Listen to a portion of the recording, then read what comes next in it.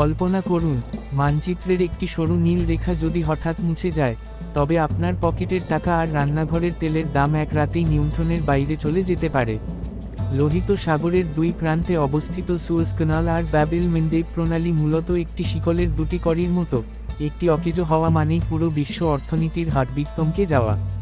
জিবুতি এই কৌশলগত অবস্থানকে কাজে লাগিয়ে পোর্ট সার্ভিসেস আর ফরেন মিলিটারি বেসেস থেকে বিপুল রেভিনিউ আয় করলেও ইয়েমেন বা এরিট্রিয়ার যুদ্ধের ক্ষত নিয়ে এই অমূল্য চাবিকাঠির সুবিধা থেকে বঞ্চিত।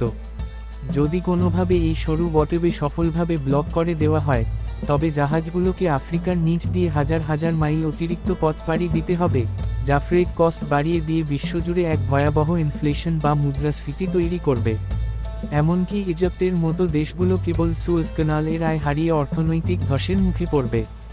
আমেরিকা হয়তো তার নিজস্ব এনার্জি প্রোডাকশন আর প্যাসিফিক ওশান বাণিজ্যের কারণে কিছুটা সুরক্ষিত থাকবে, কিন্তু গ্লোবাল সাপ্লাই চেইন ভেঙে পড়লে পৃথিবীর কোনো প্রান্তই এই মন্দা থেকে রেহাই পাবে না।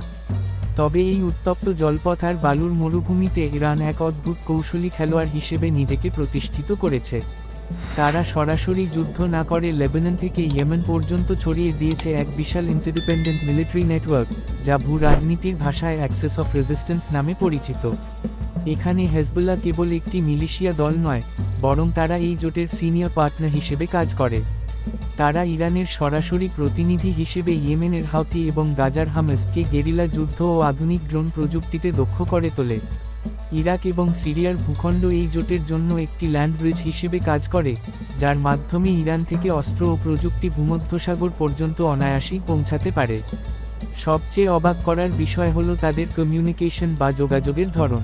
যখন পরাশক্তিরা স্যাটেলাইট আর হাইটেক সিগন্যাল দিয়ে আকাশ পাতাল নজরদারি করছে, তখন ইরান ফিরে গেছে প্রাগৈতিহাসিক যুগে। তারা ব্যবহার করছে কবুতরি, নামাবার বা সংবাদবাহী কবুতর। ডিজিটাল নজরদারি ফাঁকি দিয়ে এই পাখিরা বয়ে নিয়ে চলে ক্ষুদ্র তাবিজে ভরা কাগজের চিরকুট, যাতে লেখা থাকে আধুনিক মিসাইলের জটিল প্রপালশন সিস্টেম বা গাণিতিক সূত্র। এই ছোট ছোট তথ্যের চিরকুট যখন ইয়েমেনের পাহাড় বা গাজার সুড়ঙ্গে পৌঁছায়, তখন সেখানকার কারিগররা সাধারণ ড্রিল মেশিন আর পরিত্যক্ত স্টিল পাইপ দিয়েই তৈরি করে ফেলে বিধ্বংসী সব সমরাস্ত্র। এর সবচেয়ে বড় উদাহরণ হলো কাসম রকেট।